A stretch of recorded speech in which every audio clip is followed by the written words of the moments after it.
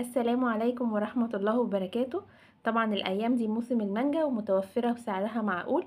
هنعمل بقى بيها أشطوطة المانجا زي اللي بنجيبها من بره بالظبط. الواحدة من دي بره وصلت 65 جنيه ويمكن أكتر كمان.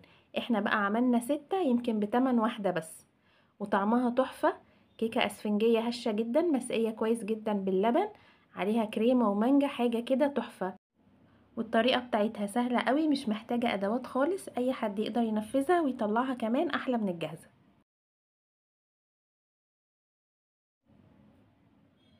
جبت 4 بيضات بدرجة حرارة المطبخ، حطيت عليهم معلقة كبيرة من الخل ورشة بسيطة من الفانيليا او حوالي نص معلقة صغيرة كده من الفانيليا.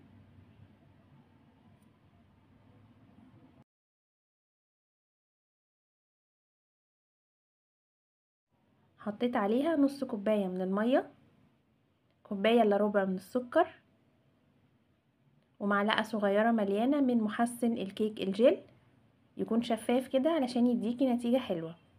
المقادير اللي انا بحطها دي مش لازم تحطيها بنفس الترتيب، احنا بنحط كل المكونات على بعضها من غير اي ترتيب خالص. هنا عندي كوباية ونص من الدقيق، حطيت عليهم نص معلقة صغيرة من البيكنج باودر. بس كده، دي كل المكونات بتاعتنا النهاردة. حطيت بقى الدقيق على المكونات اللي قبل كده، وببدأ ان انا اشغل المضرب. ببدأ الاول على سرعة هادية لحد ما الدقيق يختلط، وبعد كده بعلي السرعة لحد ما تشوفوا شكلها هيوصل معايا لايه دلوقتي. شفتوا سهلة ازاي؟ مفيش اسهل من كده. كل المكونات بحطها على بعضها وبضربهم وبس كده.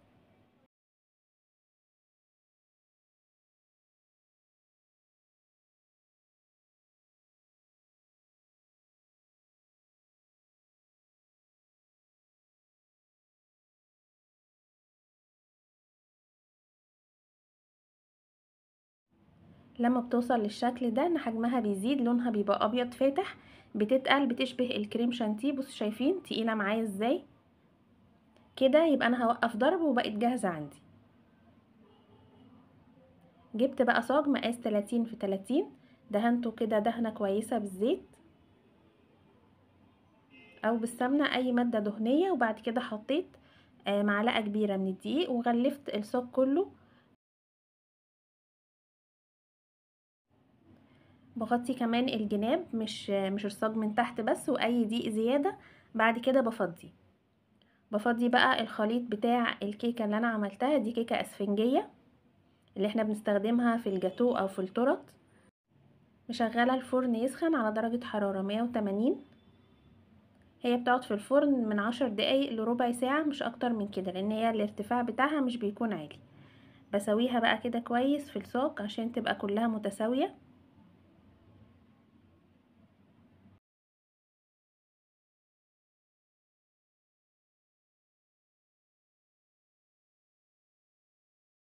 وبدخلها الفرن وبختبرها بخلة بعد 10 دقايق او ربع ساعة زي ما قلتلكوا. بطلعها لما اتأكد ان هي استوت.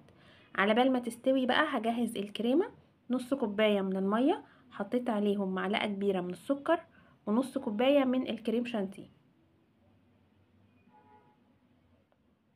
هضربهم كويس مع بعض لحد ما الكريمة تتقل، وكده كمان نبقى جهزنا الكريمة.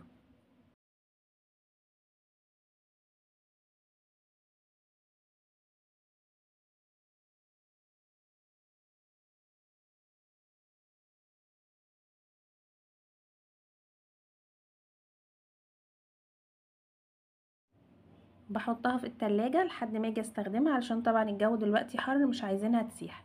اخر حاجة بقى بجهزها هي المانجا. جبت عندي مانجاية كبيرة وواحدة تانية كده صغيرة بس تكون متماسكة. قشرتها وبعد كده قطعتها مكعبات. وكده احنا جهزنا كل المكونات بتاعة الوصفة، فاضل بس ان احنا نحطهم على بعض.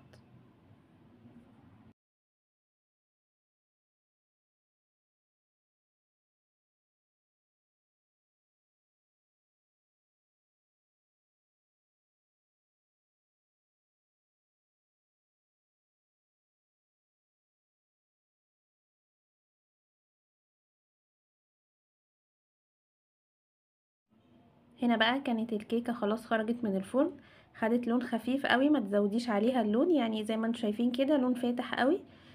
سبتها لحد ما بردت خالص، ما ينفعش ان انا اشتغل فيها وهي سخنة عشان هتسيح لي الكريمة. عملت فيها فتحات عشان تتشرب اللبن.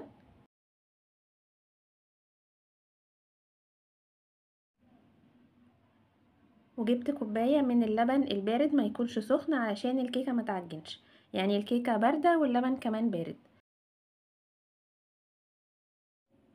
وبس ايه الكيكة كده كلها بالشكل ده. اتأكد ان كل مكان اتسقى كويس باللبن.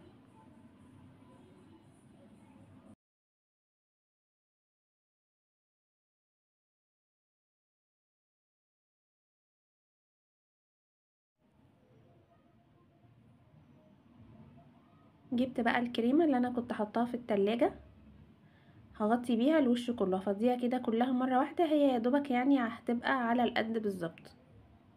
ففضيتها كده كلها وبعد كده بفردها على الوش.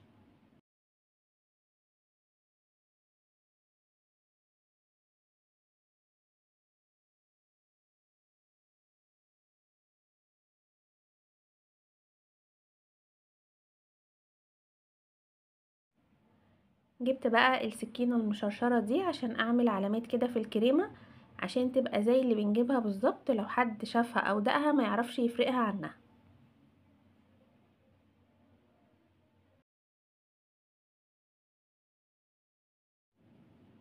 بعد كده قسمتهم 6 قطع كبار، قسمت كده على 3 وبعد كده قسمتهم على 2 بالعرض. بصوا شايفين القطع حجمها كبير، يمكن كمان اكبر من الجاهزة. جبت بقى العلب البلاستيك دي، كل علبة بالغطا بتاعها عشان احسسهم ان انا فعلا جايباها من بره يعني. خدت كده كل قطعة من دول وحطيتها في علبة. العلب دي موجودة في المحلات اللي بتبيع الاطباق الفل والمناديل والحاجات البلاستيك، هتلاقوها وسعرها بسيط قوي. اخر حاجة بقى جبت المانجا اللي انا قطعتها وحطيت على وش كل واحدة حبة كده من المانجا.